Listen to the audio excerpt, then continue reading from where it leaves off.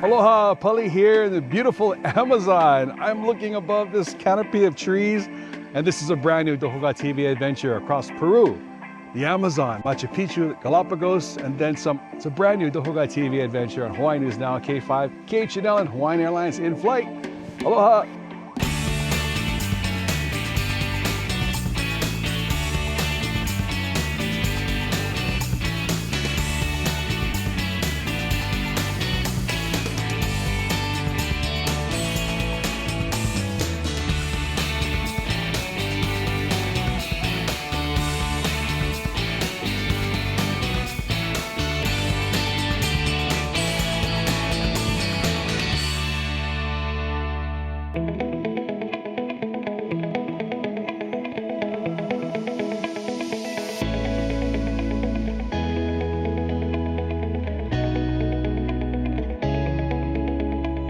I loved Lima, the luminous, layered, and legendary land of flavor, flair, and fascinating folklore.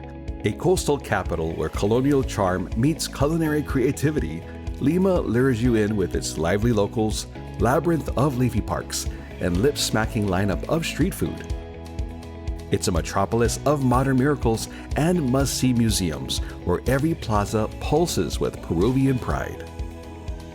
And while our 808 DokoGaTV nonstop travel team will absolutely be back for more ceviche and city charm, our next trek took us way, way above sea level. Buckle up and breathe deep. We soared skyward to the captivating, cobblestoned, and cloud-kissed city of Cusco. Sitting pretty at over 11,000 feet above sea level, Cusco isn't just a city, it's a sacred stone-stacked stairway into the Andes and ancient Inca intrigue.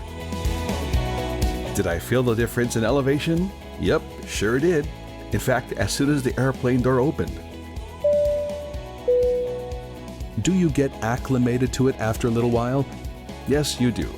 Our all-knowing linguistic legend and smiling savant of all things hallowed and historic, Mauricio, shared his top tips for overcoming any respiratory worries.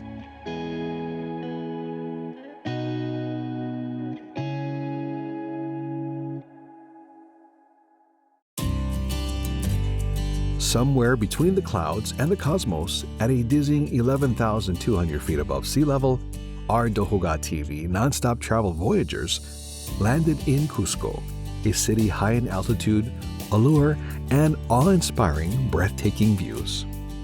Literally breathtaking. Here the air is thin, the history is thick, and every stone in the street whispers secrets of the Inca Empire.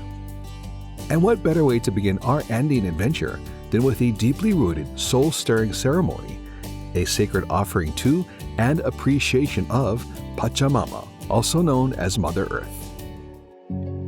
Led by Laurita, a Quechua shaman wrapped in centuries of tradition and multicolored woven wisdom, she gathered the necessary elements and offered a blessing to each member of our 808 entourage. Wielding cocoa leaves and ancient practices, Laurita was a soul whisperer, channeling gratitude through fire, flowers, and Quechua prayers.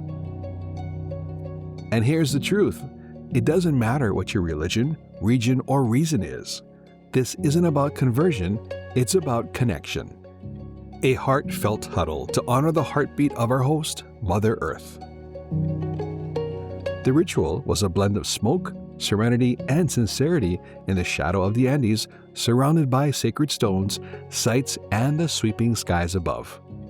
In this ceremony, Pachamama isn't just dirt under your feet, she's the breath in your lungs, the heartbeat of the hills, the very soul of South America. And before we could set off for Machu Picchu, trek across ruins, or taste another bite, it was vital that we give thanks. Here in the cobblestone-clad city of Cusco, we met local legendary guide, Dagmar, Cusco's crowned connoisseur of culture, chronicles, and charm.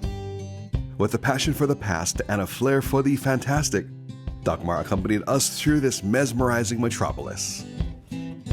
Buenos días again. Aloha. Look and have this amazing view of this pyramid. Yeah, always pyramid. So for us also hiking up to the highest point of the pyramids was so important because we were more close to our gods. Yeah. So in this case, this architect, Incas architect, they converted this kind of like a hills. Look at, these ones are there are hills, but all of these terraces, made as a small pyramids. But these pyramids were not similar to the Egyptian ones. Many times it's a confusion. Always pyramid considered that it is in a triangle end. But there are other pyramids that is with a platform. Platform at the top where they were they use for the astronomical observatory. So in this case, we can see any more that observatory because as the order of this viceroy after the last Inca was executed in Cusco, so this viceroy in 1572 approximately gave the order that all of these places must be destroyed. So look at these walls that we will see, in a zigzag. So if you see the first corner right here, look at this piece of this. Look at this rock, so huge rock, is one piece making the two angles. So in this case, the Incas architect, they were not built angles with two pieces of rock. So this one is one. Now how we make our angles, one here, another piece here, and we put like that, in the middle is this cement, right, to join. But no, the Incas architects were not using that. They carved the same rock and they made the angle. You see? So this rock is the container of these two walls actually.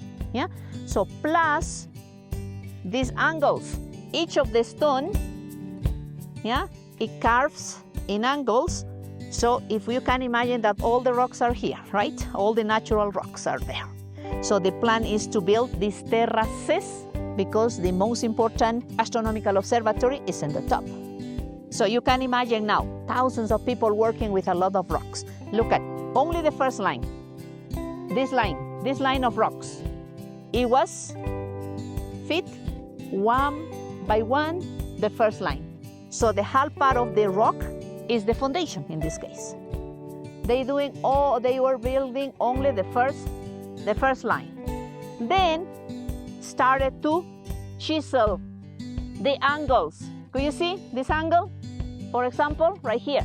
So these two rocks, they have one angle here, the other angle there. So they interlocked the same, one by one by one, and then built the second line. The Incas say, you go and go. You work and work in there, 2 months, 3 months, whatever that the Incas gave the order. So these laborers, not slaves. We didn't have slaves kind of, the Incas never found that solution for this bit.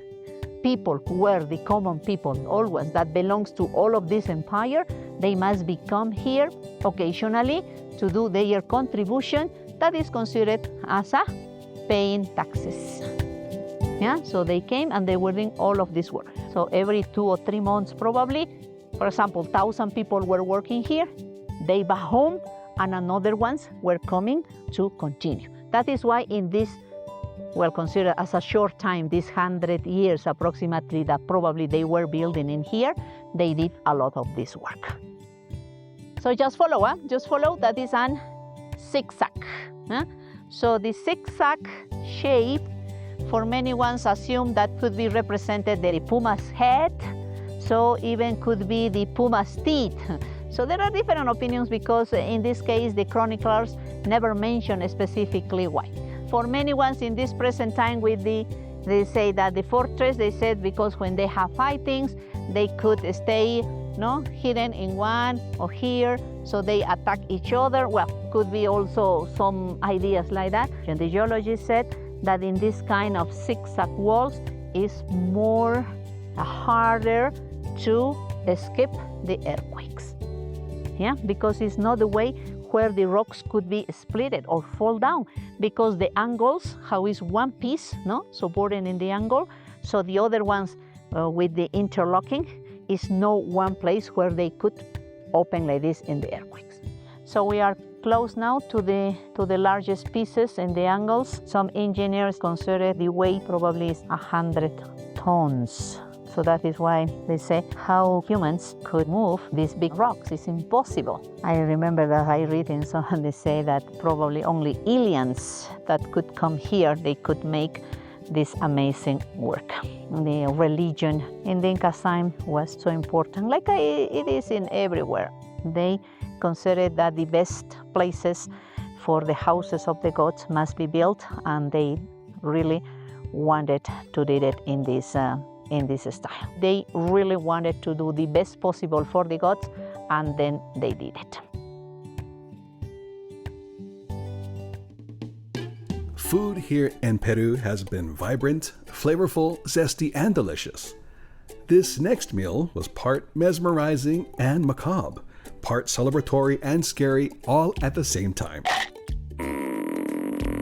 Today, at local favorite eatery, Tikasara, a cozy Cusco culinary cornerstone, our daring DokoGaTV nonstop travel crew faced a feast, both feared and fabled. We came face to face with Peru's most polarizing plate, crispy curled up cuy, or guinea pig, which was staring back at us in horror like it just saw the bill. Equal parts delicacy and dare, this dish stirred up a delicious dose of dread at first and delight afterwards. There was apprehension, awkward laughter, and a lot of picture taking as brave bites turned into bolding bragging rights. But in the end, it was all part of Peru's flavorful, fearless, and fantastically fun food adventure. Well, again, we first start off by cheering. Cheers. With the passion fruit Cusco sour. Passion fruit Cusco sour. Salud. Okay, Yummy, tasty. very, very good. Very, very good. So what an adventure, guys. Amazing. First time to South America. It's been amazing. And I remember, Gene, I interviewed you like how many years ago and I asked you where's someplace you wanted to go that you haven't been yet or on your bucket list, and that was one of them. Machu Picchu. Yep. Yeah. Yeah, it's my first time to South America. The food is amazing. Yeah. Speaking of food, Yeah. there is a specialty here that I think you mentioned to me, Gene, when you mentioned that this was your bucket list, and we're going to try it today. It's the cuy. It's a cuy. Cuy is a guinea pig. And Yes. all the tour members come back. All the tour managers come back. They just rave about it. Disclaimer, I had a guinea pig before. Oh, you had it as a pet, As a not you pet. had it as. No, you had no, it no, no. before. First time for me having it.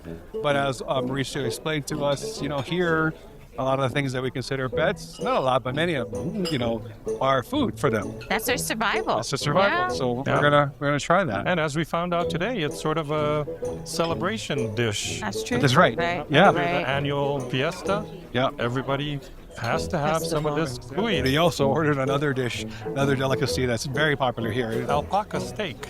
Alpaca steak. Done in some wine braised sauce. So it's going to be awesome, I think. Okay, our model here in the middle, Colleen, is showing off this beautiful. 100% 100% alpaca wool. An original indigenous type of design. Yes. And Beautiful. you two will be eating alpaca steak. It's a circle of life, right? It's a circle of life. And this looks very wonderful on you, by the Thank way. you. So, yeah.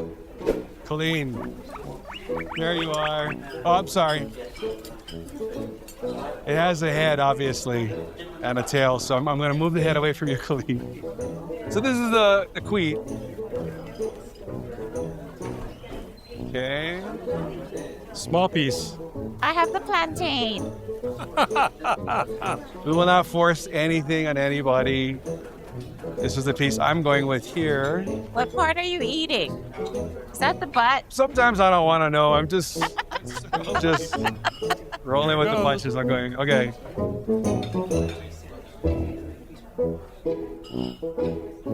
The roasted cuy, very good.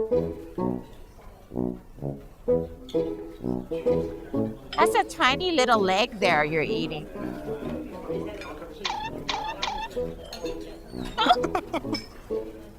You know what? It does taste like chicken. Like a very deep flavored. Yeah, and the texture, the consistency is a little bit more on the pork side. Very rich flavor. Very rich, a little bit more on the pork side, but It's better than you expected. yeah, because I was absolutely terrified. To be honest with you. The tour guide said they eat alfalfa, so it's a very clean meat, right? 2 more, please. There's not much meat on them. Well, you could start a guinea pig restaurant in Hawaii. How's that? I don't think in the U.S. that would fly, but again, it's one of their main meal sources here. I'm going to move on to the alpaca steak.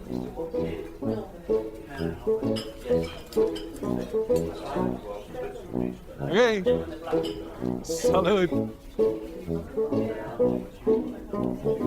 Alpaca. Delicious. Tastes like steak. Tasty. Very good. So, there are many more adventures to come. We're going to continue this lunch here at Tikasara. The rest of our group is thoroughly enjoying the guinea pig. Something different. You know, we're out of our comfort zone here and we're enjoying everything about this amazing culture, people, this place, and of course, all the delicacies and cuisine here. So, we're going to finish our lunch and roll to more adventures here in beautiful Cusco. As always, mahalo for tuning in to DokoGaTV. Of course, with the non-stop travel, El Jefe, Gene, and Colleen over here. Take care, folks. Aloha. Aloha. Salud.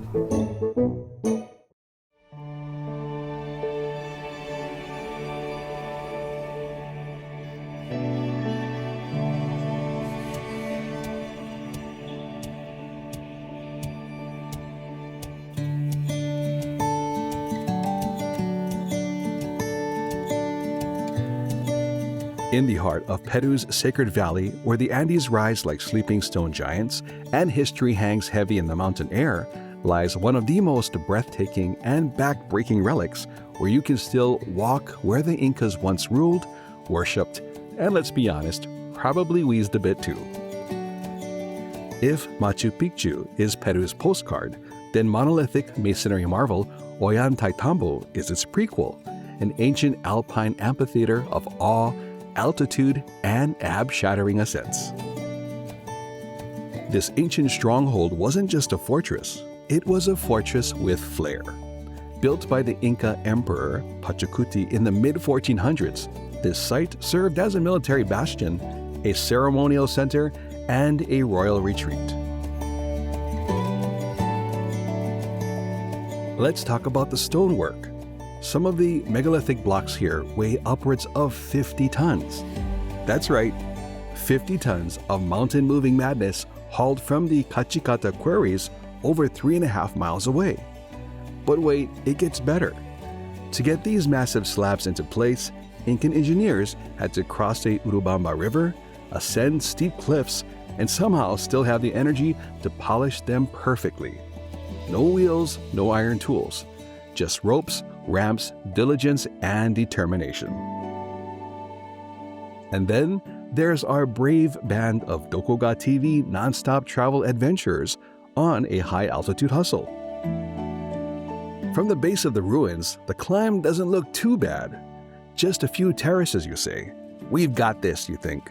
Fast forward 10 minutes later, and the conversation shifts from curiosity to cardio.